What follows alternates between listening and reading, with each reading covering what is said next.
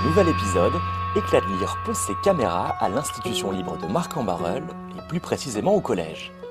Ouvert en 1840 par un arrêté du ministre de l'Instruction publique, le collège de Marcq ne comptait que 10 élèves. Aujourd'hui, l'établissement accueille près de 1600 jeunes et justement, nous avons rendez-vous avec une vingtaine d'entre eux dans une salle de classe. Tous étaient volontaires pour vivre et partager une expérience littéraire et tous ont témoigné de leur rapport à la lecture devant nos objectifs. Parmi eux, le duo Quentin et Victoire a retenu notre attention. Je lis vraiment de tout depuis très longtemps, vraiment énormément, et beaucoup de choses différentes. J'aime bien lire, comme ça je peux me créer un univers et imaginer des choses avec les histoires et je trouve ça chouette. J'aime un petit peu tout, notamment les romans d'aventure, fantastiques. J'aime beaucoup aussi les mangas. Quelque chose que j'aime beaucoup, c'est le policier, puisque j'ai grandi avec ça. J'aime aussi beaucoup les mondes fantastiques intéressants. J'aime pas trop les romans historiques où moi je m'ennuie un peu en les lisant. Je vais à la bibliothèque et je regarde les livres et souvent il y a des livres qui sont mis en avant. Je les regarde, je regarde la couverture et la description et des fois j'accroche et donc je les prends. J'adore lire, je lis vraiment souvent et c'est un peu pour me créer mon propre monde, c'est comme un voyage. Non, je lis n'importe où je suis confortable et d'ailleurs je fais souvent passer ça avant le reste, donc je me retrouve parfois à ne pas avoir fait mes devoirs parce qu'un livre était intéressant et je voulais le finir. Pour moi, la lecture, c'est un moment de repos. Je vais pouvoir me poser pendant une heure ou un certain temps. Et donc là, je suis dans ma bulle et je suis bien. Je lis quand j'ai des longues routes à faire pour aller en vacances, par exemple. Je lis dans la voiture. Des fois, je lis chez moi quand j'ai rien à faire et en permanence à l'école.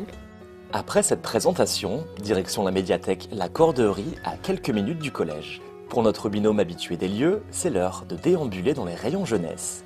De l'arsenic pour le goûter, Arsenic 40 en anglais, est un roman policier sorti en 2017 chez Flammarion Jeunesse et traduit par Faustina Fior. Dans ce deuxième tome, on suit les aventures de Daisy et Hazel, deux membres du club des détectives qui vont devoir enquêter sur un meurtre à l'arsenic. Alors que l'histoire du premier tome se passait au sein de leur école, ce deuxième opus plante l'histoire au domicile de Daisy pendant les vacances scolaires. L'enquête s'avère compliquée dans la mesure où chacun semble être le coupable idéal à la manière d'un huis clos. Ce suspense qui dure tout au long du livre ne trouve son dénouement que dans les dernières pages, et c'est une réussite.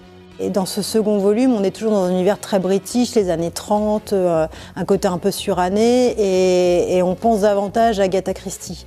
2 semaines plus tard, retour au collège de Marcq. On dépose nos caméras au CDI, c'est parti pour le débriefing. Moi j'aime bien quand il y a du suspense, donc à plusieurs moments dans le livre on retrouve du suspense. Je dirais qu'il y a assez de suspense, il y a beaucoup de chapitres où il y a une sorte de cliffhanger et il faut tourner la page pour savoir ce qui se passe. C'est assez accessible, l'histoire n'est pas trop compliquée. Je trouve que le livre il est assez simple à lire et ça se lit rapidement. Je crois que j'avais entendu parler de cette série auparavant dans des magazines de lecture ou autre chose, dans des conseils, mais j'avais jamais lu la série. Celui-ci c'est le tome 2, j'ai pas lu le tome 1 ni le tome 3. C'est vraiment sympa à lire, donc je lirai bien le premier tome et le troisième. Après, des fois, il y a des petites scènes où on découvre des choses et des fois c'est un peu triste, mais après on voit que ça change de ton et c'est plutôt joyeux ce qui s'est passé après. Il y a aussi des problématiques, des thématiques assez adultes dans le livre. Les problèmes conjugaux, les escroqueries, etc., la suspicion générale et les secrets de famille en général. Robin Stevens est une auteure anglaise née en 1988 aux États-Unis. Elle a d'abord commencé à travailler en tant que libraire puis comme éditeur avant de se mettre à l'écriture. Son travail est fortement influencé par l'âge d'or de la fiction policière qui tire ses origines dans les années 20 et dont la digne représentante n'est autre qu'Agatha Christie. L'intrigue ne trouve son dénouement qu'à la conclusion et l'enquête occupe la première place.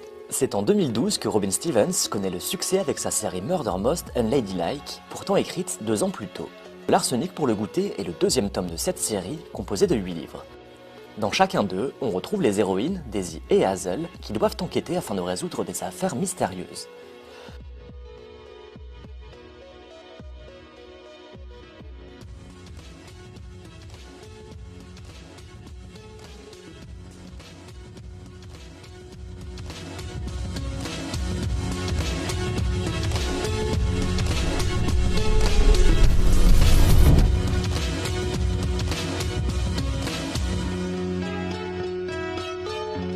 Poursuivez l'expérience Éclat de lire sur notre page Facebook.